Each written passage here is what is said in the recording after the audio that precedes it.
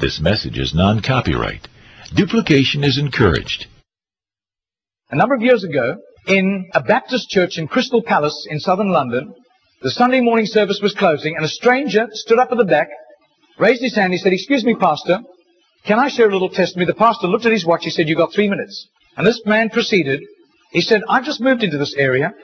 I used to live in another part of London. I came from Sydney in Australia. And just a few months back, I was visiting some relatives, and I was walking down George Street. You know where George Street is in Sydney? It runs from the business hub out to the Rocks, the colonial area. And he said, a strange little white-haired man stepped out of a shop doorway, put a pamphlet in my hand, and he said, "Excuse me, sir, are you saved? If you die tonight, are you going to heaven?" He said, I was astounded by those words. Nobody had ever told me that. I thanked him courteously, and all the way on British Airlines back to Heathrow, this puzzled me. I called a friend who lived in this new area where I'm living now, and thank God he was a Christian. He led me to Christ, and I'm a Christian, and I want a fellowship here. And Baptists love testimonies like it. Everyone applauded and welcomed him into the fellowship.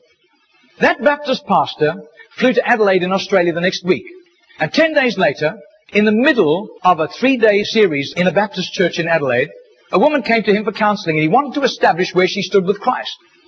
And she said, "I used to live in Sydney.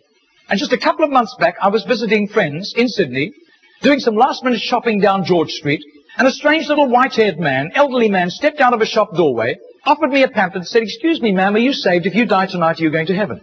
She said, I was disturbed by those words. When I got back to Adelaide, I knew this Baptist church was on the next block from me, and I sought out the pastor, and he led me to Christ. So, sir, I'm telling you that I am a Christian. Now, this London pastor was now very puzzled. Twice, within a fortnight, he'd heard the same testimony. He then flew to preach in the Mount Pleasant Baptist Church in Perth. And when his teaching series was over, the senior elder of that church took him out for a meal. And he said, "Mate, how'd you get saved?" He said, "I grew up in this church from the age of 15 through Boys Brigade. Never made a commitment to Jesus, just hopped on the bandwagon like everybody else. And because of my business ability, grew up to a place of influence.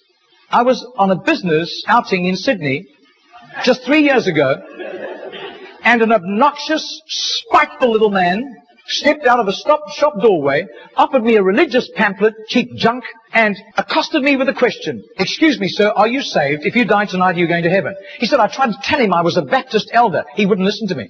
He said, I was seething with anger all the way home on Qantas to Perth.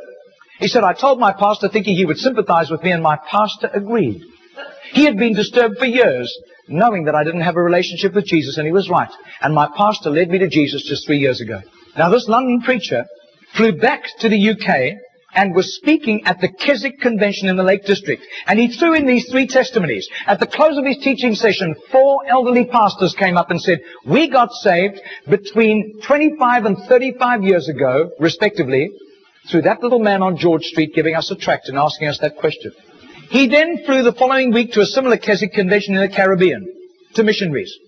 And he shared the testimonies. At the close of his teaching session, 3 missionaries came up and said, "We got saved between 15 and 25 years ago, respectively, through that little man's testimony and asking us that same question on George Street in Sydney." Coming back to London, he stopped outside Atlanta, Georgia, to speak at a naval chaplains convention. And when his 3 days of revving these naval chaplains up, over 1,000 of them, in soul winning, the chaplain general took him out for a meal. And he said, "How did you become a Christian?" He said, "Well, it was miraculous. I was a rating on a United States battleship, and I lived a reprobate life. We were doing exercises in the South Pacific, and we docked in Sydney Harbour for replenishments. We hit King's Cross with a vengeance. I got blind drunk. I got on the wrong bus, got off in George Street, and as I got off the bus, I thought it was a ghost. This elderly white-haired man jumped in front of me, pushed a pamphlet in my hand and said, 'Sailor, are you saved? If you die tonight, you're going to heaven.' He said, the fear of God hit me immediately. I was shocked sober and ran back to the battleship, sought out the chaplain. The chaplain led me to Christ, and I soon began to prepare for the ministry under his guidance, and here I am in charge of over 1,000 chaplains, and we're bent on soul winning today." That London preacher, 6 months later, flew to do a convention for 5,000 Indian missionaries in a remote corner of northeastern India, and at the end, the Indian missionary in charge, a humble little man, took him home to his humble little home for a simple meal. And he said, "How did you, as a Hindu, come to Christ?" He said, "I was in a very privileged position. I worked for the Indian diplomatic mission. And I travel the world, and I am so glad for the forgiveness of Christ and His blood covering my sin, because I'd be very embarrassed if people found out what I got into. He said, one bout of diplomatic service took me to Sydney. And I was doing some last-minute shopping laden with parcels of toys and clothing for my children, walking down George Street. And this courteous little white-haired man stepped out in front of me, offered me a pamphlet, and said, "Excuse me, sir, are you saved? If you die tonight, are you going to heaven?" He said, I thanked him very much, but this disturbed me. I got back to my town, I sought out the Hindu priest, and he couldn't help me. But he gave me some advice. He said, just to satisfy your curious mind, nothing else, go and talk to the missionary in the mission house at the end of the road. And that was fatal advice. He said, because that day the missionary led me to Christ. I quit Hinduism immediately and then began to study for the ministry. I left the diplomatic service, and here I am, by God's grace, in charge of all these missionaries, and we are winning hundreds of thousands of people to Christ. Well, 8 months later, that Crystal Palace Baptist pastor was ministering in Sydney, in Gymea, southern suburb of Sydney. And he said to the Baptist minister, do you know a little man, an elderly little man who witnesses and hands out tracts on George Street?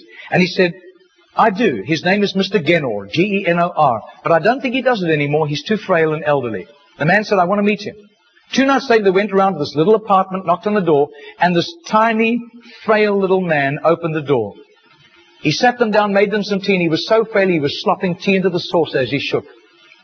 And as he sat with them, this London preacher told him all these accounts over the previous 3 years.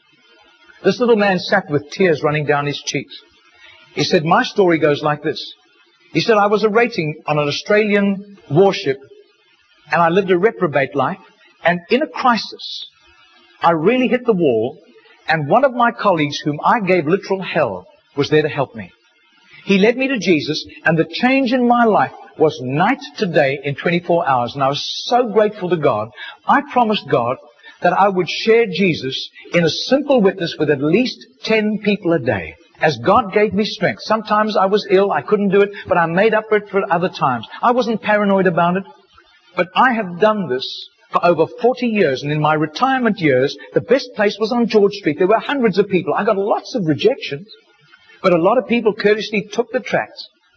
And he said, in 40 years of doing this, I've never heard of one single person coming to Jesus until today. Do you know, I would say that has to be commitment. That has to be just sheer gratitude and love for Jesus to do that, not hearing of any results.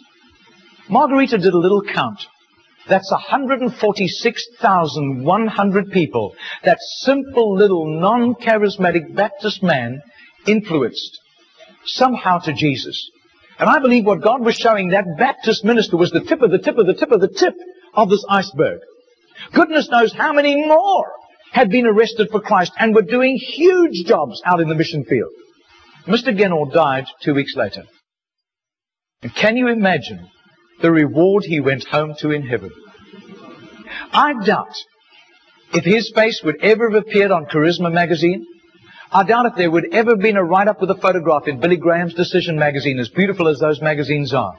Nobody except a little group of Baptists in southern Sydney knew about Mr. Genor. But I'll tell you, his name was famous in heaven. Heaven knew Mr. Genor. And you can imagine the welcome and the red carpet and the fanfare he went home to when he arrived in glory.